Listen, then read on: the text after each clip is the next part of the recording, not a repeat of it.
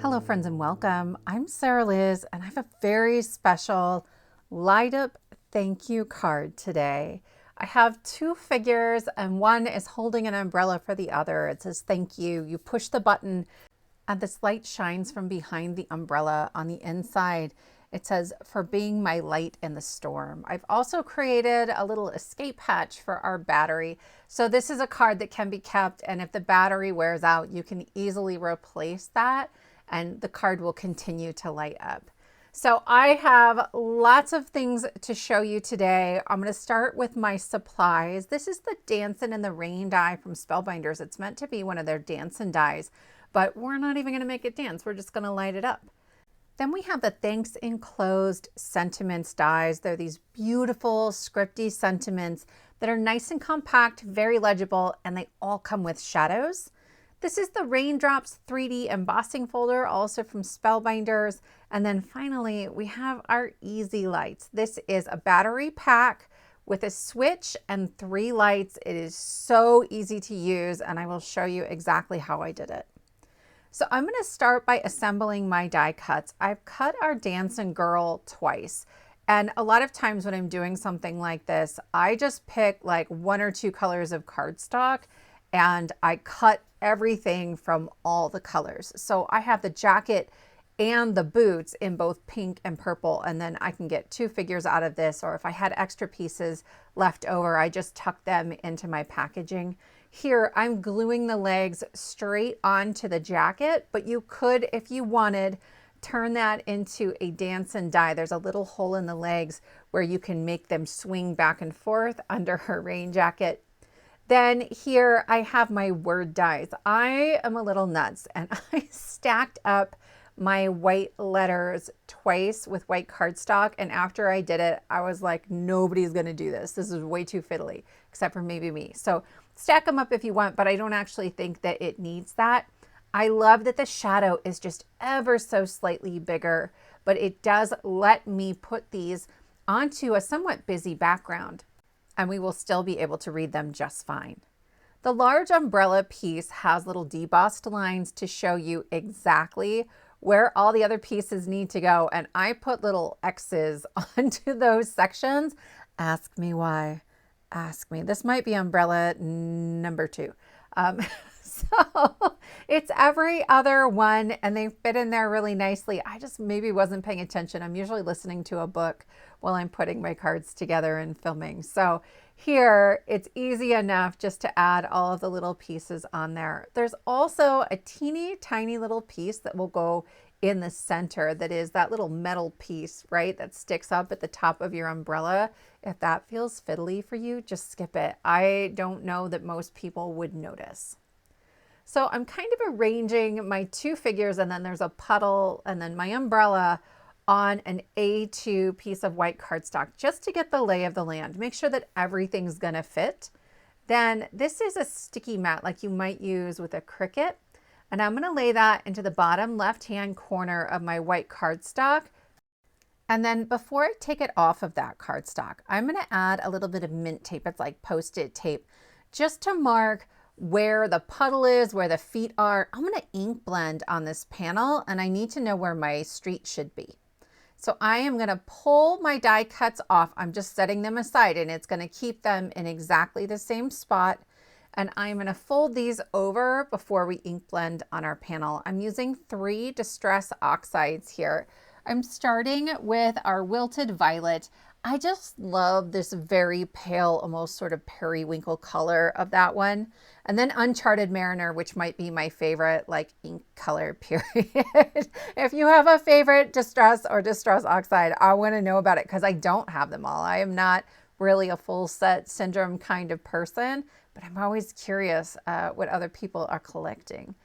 I'm trying to blend the 2 together. If you don't do a lot of ink blending, the oxides are very creamy, almost like an oiled pastel. And so you can sort of move them around even after you lay them down, and then they will layer on top of each other. So if something gets too light or too dark, they're very easy to fix. I like using a domed foam blender for this because I can pick up a lot of ink at once and lay that down really easily. I'm going to use a baby wipe on the back of that just to get it a little bit wet, and then I'll run it through my embossing folder. I didn't do it on the front because of the ink. It is water reactive, but I'm going to take some Delicata white shimmer ink to the front and just very lightly tap it onto those raindrops. It's almost perfect. In the top right corner, there's a little ink on the colored areas of my background, but this worked better than using a brayer. That was actually my second panel. And the brayer got ink everywhere. Just the raindrops are spaced so far apart that it didn't work really well. Here I have a strip of gray cardstock that is as tall as what I measured off with my mint tape. And I'm going to ink blend just on either side. The light is really going to be coming from behind the umbrella, and so I want that lighter spot in the middle. So here's my easy light. I stick the battery in and I push the button. That's it. That's an easy light, okay? So I'm figuring out where I want this on my card, and I'm gonna actually install it upside down so that from the inside of the card, you'll be able to easily get to that battery. And I'm just marking off in the corner like how tall it is and how wide. And I am going to cut from the bottom of the card up to the pencil mark, and then I'll take it to my scoreboard and score from the side of my card to the cut line that I made, right? We're just making like a little doggy door for the inside of our card. If you are making this and putting that battery pack somewhere else, there is a stamp and die bundle. We're going to use the stamp set pretty soon here. And it comes with a little, it looks like a rectangle die, but actually it creates like a flap. So you could do the same sort of thing, but not at a corner or an edge. So I added glue everywhere except for on our flap, and I am adding our ink blended, embossed, inked again background, and I'm going to lift that flap and just trim away the excess from our embossed panel. We're actually going to cover that up with a little street that we made. And so this is going to make things just a little smoother instead of trying to like score and fold two pieces of cardstock.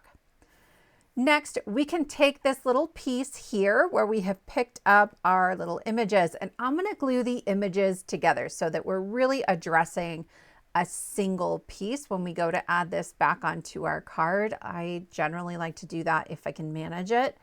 It was easy enough to stick the tip of my glue bottle in some of those places, but when I tried to do that with the puddle, it just fell off. So we're just going to add that right back on, a little glue on the shoes, and then I can see through this sticky mat, so that makes it really easy to get everything lined up.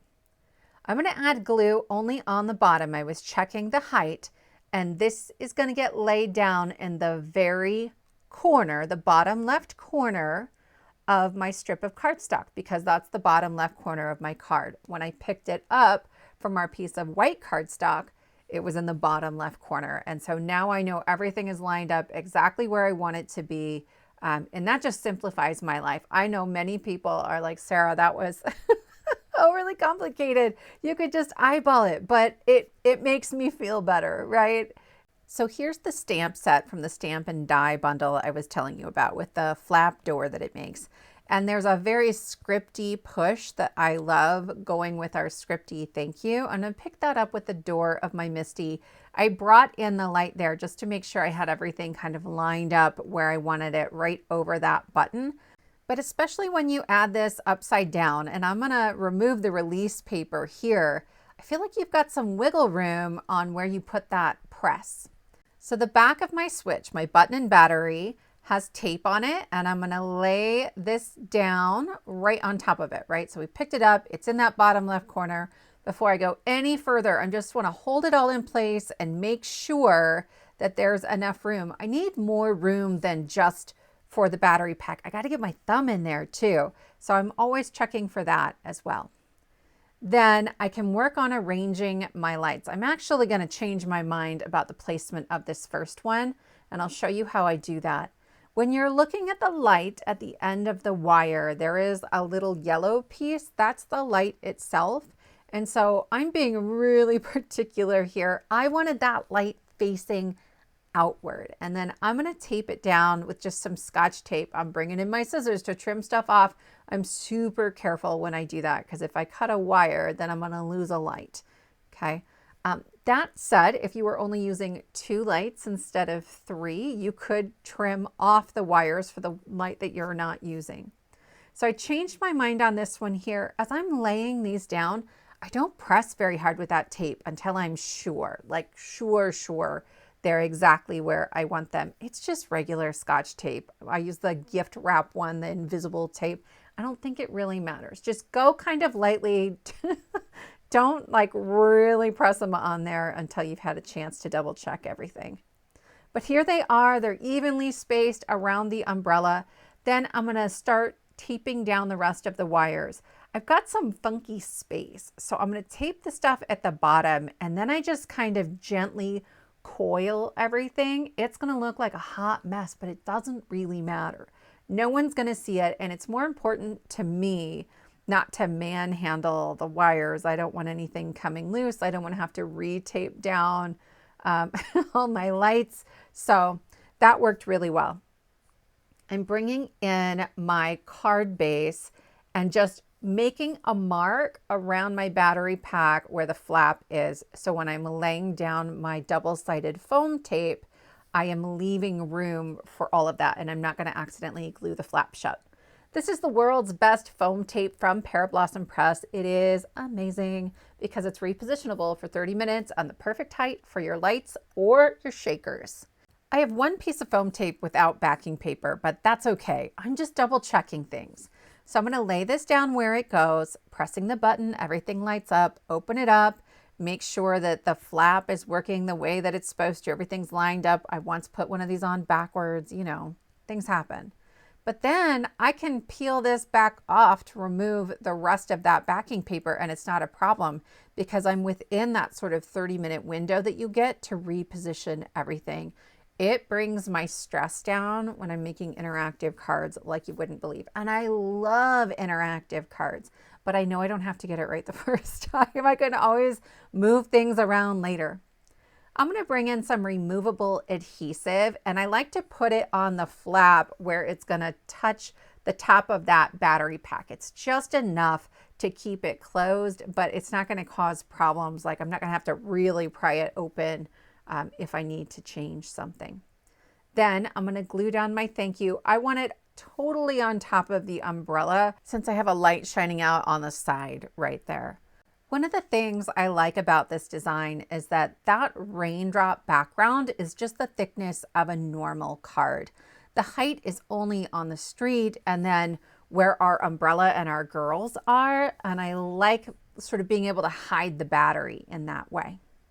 I wanted to add a really custom sentiment to the inside of my card, and so I release free printable sentiments a couple times a month on my channel. I'll link to the video that has this download attached to it.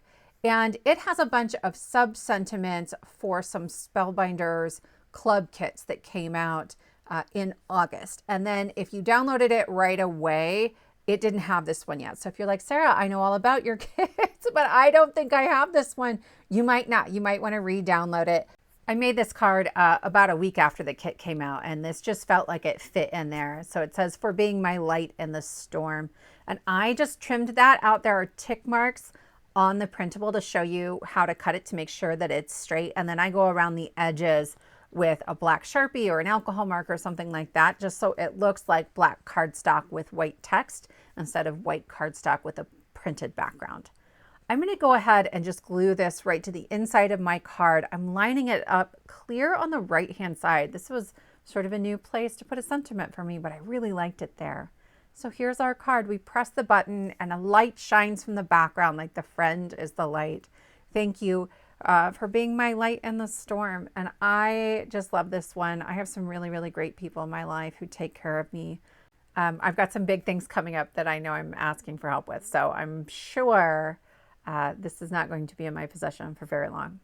So I hope this inspires you. I hope you'll give this a try. If you are new here, please hit that subscribe button and go ahead and give this a thumbs up so you don't miss out on more inspiration.